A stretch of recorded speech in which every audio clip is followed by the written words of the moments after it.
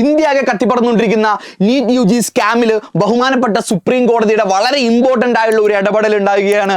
അതിൻ്റെ എന്തൊക്കെയാണ് ആ ഹിയറിംഗുമായി ബന്ധപ്പെട്ട് ഉള്ള ഡിസിഷൻസ് നമുക്ക് നോക്കാം. അതിന് മുമ്പ് ഇതിൻ്റെ ചെറിയൊരു ഹിസ്റ്ററി നമുക്ക് ചെക്ക് ചെയ്യണമെങ്കിൽ എക്സാം നടന്ന മെയ് 5-ാം തീയതി തന്നെ ഇന്ത്യയുടെ പല കോണിൽ നിന്നും പല ആരോപണങ്ങൾ വന്നിരുന്നു. എക്സാം പേപ്പർ ലീക്കായതും അതുമായി ബന്ധപ്പെട്ട ഒരു റാക്കറ്റിന് പോലീസ് പിടികൂടിയതും അതുമായി ബന്ധപ്പെട്ട് പല സെൻറ്റേഴ്സിലും എക്സാം പേപ്പർ മാറിപ്പോയത്, പല സെൻറ്റേഴ്സിലും ടീച്ചേഴ്സിൻ്റെ ഒക്കെ കാരണം കൊണ്ട് എക്സാം ഡിലേ ആയ കേസ്, അല്ലെ ടൈം ലോസ് വന്ന കേസ്, ഇങ്ങനെ ഒരുപാട് ആരോപണങ്ങളുമായിട്ട് പലരും സുപ്രീം കോടതി എക്സാം കഴിഞ്ഞ ഉടനെ തന്നെ സമീപിച്ചിരുന്നു. അതുമായി ബന്ധപ്പെട്ട് സുപ്രീം കോടതി അന്ന് പറഞ്ഞിരുന്ന കാര്യം നമ്മളിപ്പോൾ ഇതൊന്നും കൺസിഡർ ചെയ്യുന്നില്ല, NTA എന്ത് ചെയ്യാം, റിസൾട്ട് പ്രഖ്യാപനമായിട്ട് മുന്നോട്ട് പോവാം, നിങ്ങളെ എല്ലാ പരാതികളും ജൂലൈ 8 എന്ന് പറഞ്ഞ ഡേറ്റ് നമ്മൾ പരിഗണിക്കുന്നു പറഞ്ഞ് നീട്ടിവെച്ചു. അപ്പോൾ അതിൽ സത്യം പറഞ്ഞാൽ കാര്യമായിട്ട് ഒരു എഫക്റ്റ് ഉണ്ടാക്കാൻ പോകില്ലായിരുന്നു. കാരണം റിസൾട്ട് പ്രഖ്യാപനം കഴിഞ്ഞു, കൗൺസിലിംഗ് ഒക്കെ തുടങ്ങായിരുന്നു.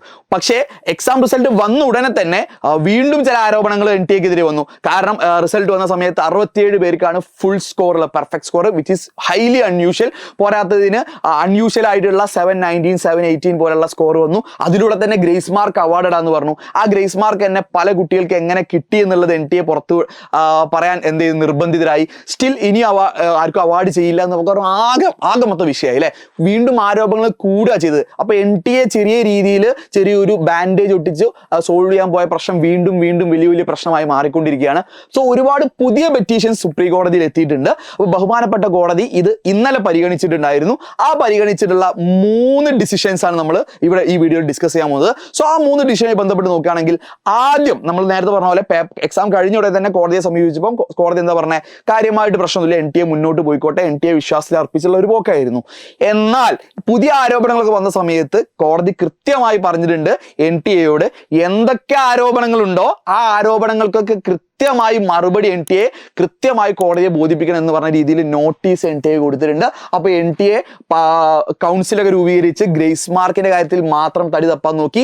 ഇപ്പോൾ ആകപ്പെട്ടു. ഈവൻ പേപ്പർ ലീക്കേജും പേപ്പർ മാറിപ്പോയ കേസിൽ വരെ എന്ത് വേണം, ഇപ്പോൾ കൃത്യമായിട്ടുള്ള മറുപടി NTA കൊടുത്തേ പറ്റൂ. ആ രീതിയിൽ കോടതിയുടെ വളരെ ഇമ്പോർട്ടൻ്റ് ആയിട്ടുള്ള അപ്ഡേറ്റ് ആണ്.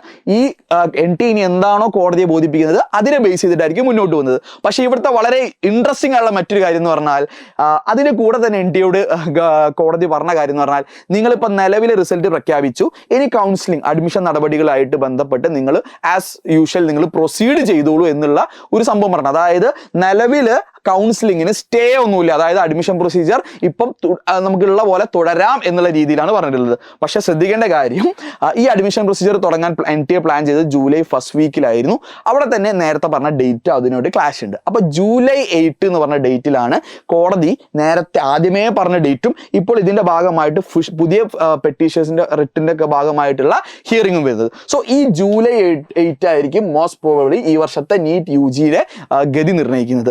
NTA കൊടുത്ത മറുപടിയും മറ്റ് ആരോപണങ്ങളും എല്ലാം പരിഗണിച്ച് ബഹുമാനപ്പെട്ട കോടതി ജൂലൈ 8-ന് എന്ത് വിധി പ്രഖ്യാപിക്കുന്നു ഇതിനെ ഡിപ്പെൻഡ് ചെയ്തിരിക്കും.